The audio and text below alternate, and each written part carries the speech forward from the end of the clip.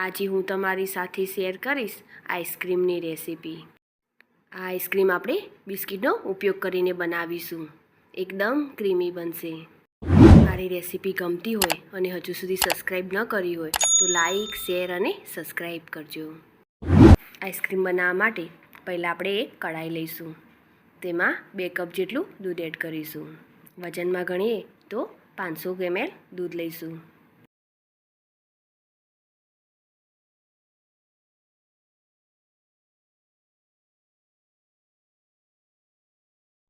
હવે આ દૂધને આપણે સાઈડમાં મૂકીશું અને બિસ્કિટનું એક પેકેટ લઈશું। મેં અહીં બોનબોન બિસ્કિટ લીધા છે, તેમાંથી એક પેકેટ લઈશું।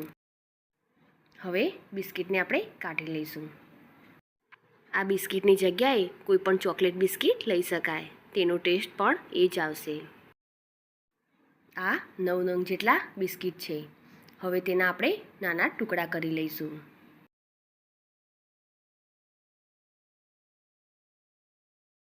બધા જ બિસ્કિટના આ રીતે ટુકડા કરી લઈશું।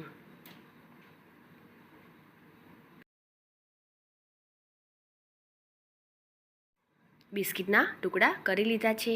હવે થોડા બિસ્કિટને આપણે અલગ કાઢી લઈશું। હવે દૂધને આપણે ગરમ કરી લઈશું, તો ગેસની ફ્લેમ ઓન કરીશું। દૂધને ઉકળવા દઈશું। તેમાં વાટેલી 1 ચમચી જેટલી સાકર એડ કરીશું અને મિક્સ કરી લઈશું।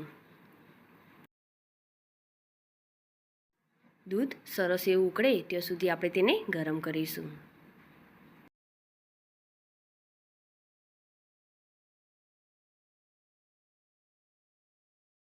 દૂધ સરસ એવું ગરમ થઈ ગયું છે। હવે તેમાં બિસ્કિટના ટુકડા એડ કરીશું અને સરસ રીતે મિક્સ કરી લઈશું। જેમ જેમ આપણે તેને મિક્સ કરીશું તેમ બિસ્કિટ એવા મેશ થઈ જશે।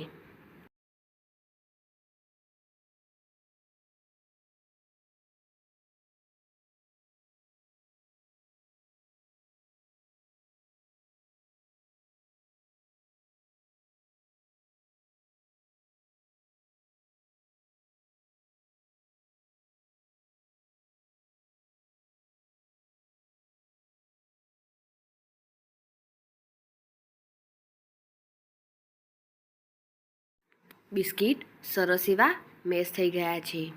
હવે આપણે ગેસની ફ્લેમ બંધ કરી દઈશું અને તેને ઠંડુ થવા દઈશું।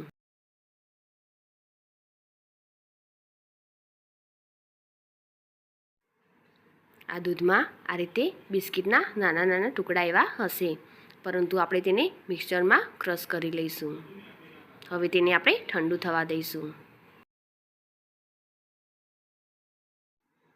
હવે તેને આ રીતે સતત હલાવીશું અને ઠંડુ કરી લઈશું।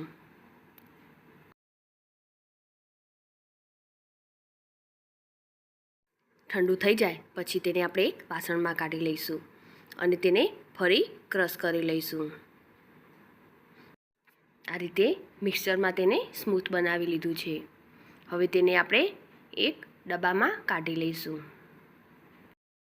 બધા જ આઈસ્ક્રીમના બેટરને આપણે તેમાં કાઢી લઈશું।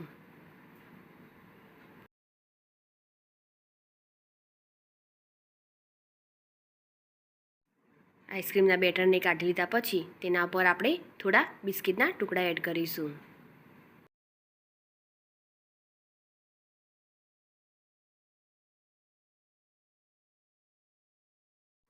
હવે તેને એલ્યુમિનિયમ ફોઇલ પેપરથી પેક કરી લઈશું અને રબર બેન્ડ લગાવી લઈશું।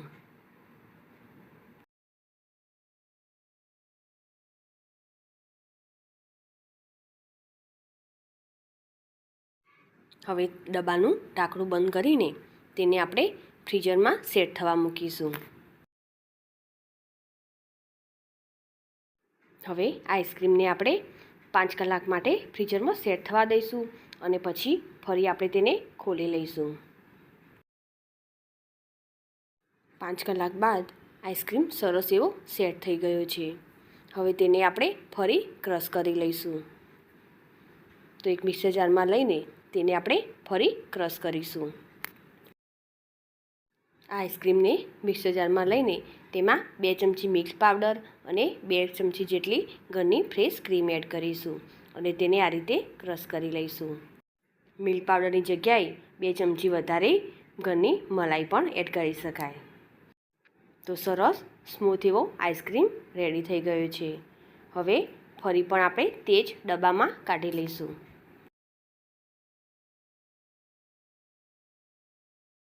ડબ્બામાં કાઢી લીધા પછી આપણે તેને એલ્યુમિનિયમ ફોઇલ પેપર લગાવી લઈશું અને ફરી એ જ રીતે પેક કરીને તેને આખી રાત માટે સેટ થવા દઈશું.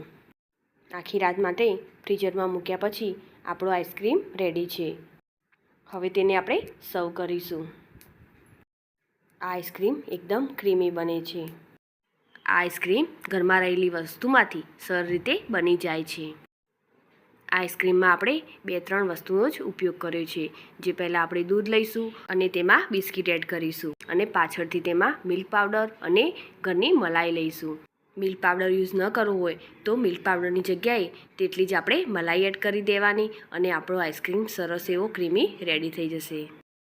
મારી આ રેસીપી તમને ગમી હોય તો ચોક્કસથી લાઈક કરજો. સાથે તમારા ફેમિલી મેમ્બર્સ અને ફ્રેન્ડ્સ જોડે શેર કરજો અને મારી આ ચેનલને સબસ્ક્રાઈબ કરી બાજુ આપેલ બેલ આઇકોન પ્રેસ કરજો જેથી નવી રેસીપીના અપડેટ તમને મળતા રહે. ફરી મળીશું આવી અવનવી રેસીપીના સાથે.